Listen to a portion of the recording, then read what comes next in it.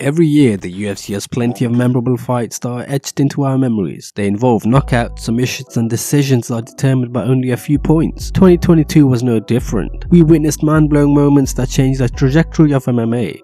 Glover Teixeira became the oldest fighter to win a UFC title when he toppled Jan Blachowicz back in October, and the Brazilian was so close to making a first successful title defense out in Singapore. In a thrilling contest which some fans branded the greatest light heavyweight scrap of all time, Teixeira was winning on two judges' scorecards heading into the fifth and final round. Jiří delivered plenty of heavy blows in the first round, but Teixeira showed resilience and weathered the storm. Jiří also won the second round, catching the Brazilian former champion with a few powerful punches. Teixeira would then take over the fight in the third and fourth round. He also nearly won the match after he caught Jiří in a head and arm choke. Somehow Jiří escaped it and the fight would go into the final and fifth round. Throughout the final round, Teixeira was just about to defeat Jiří and defend his title. However, in the final minute of the match, Procházka would force Teixeira to tap out. The fight was just 30 seconds away from decision, and this left fans jumping out of their seats. Jiří also became the first ever Czech fighter to win a UFC title, with fans quickly rushing to social media to express their disbelief at both the contest and the result. Tanner Bozer on Twitter chipped in, "Procházka and Teixeira was one of the greatest title fights of all time. That was madness. Both men are incredible, we know that, but wow."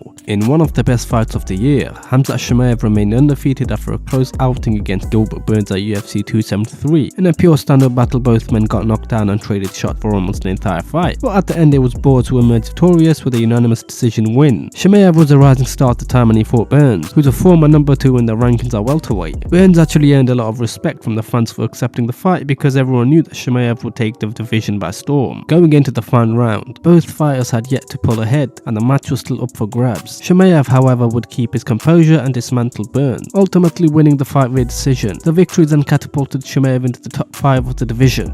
I think it's fair to say it was one of the most electrifying fights of the year.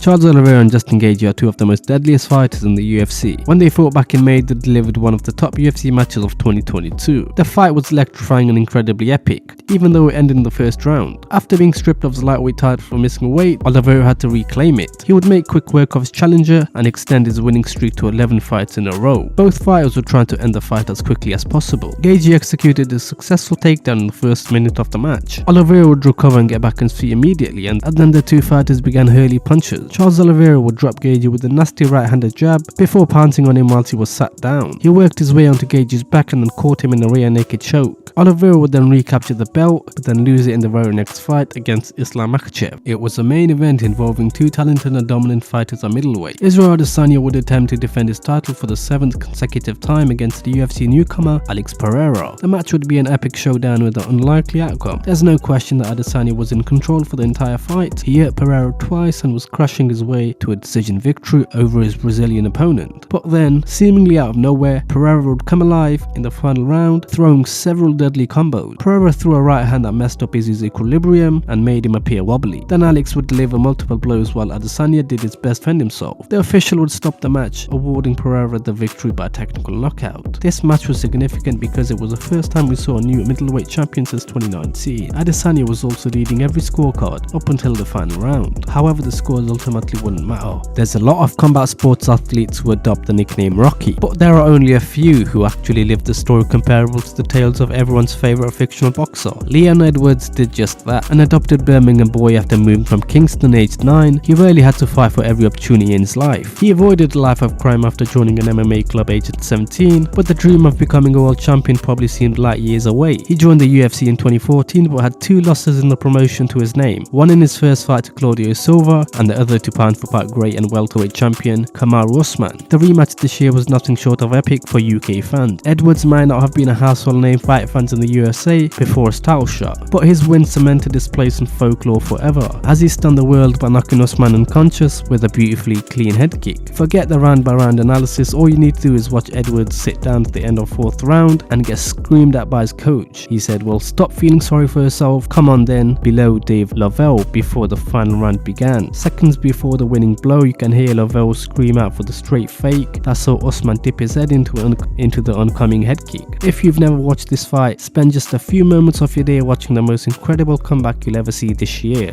I just want to say thank you for watching this video and have a great Christmas. Don't forget to subscribe and leave a comment below so we can make more videos like this. Next is Coca-Cola with ice and some steaks with burgers, you know. It's like, I'm very hungry. So am I. Are you hot? Huh? Did you feel the heat?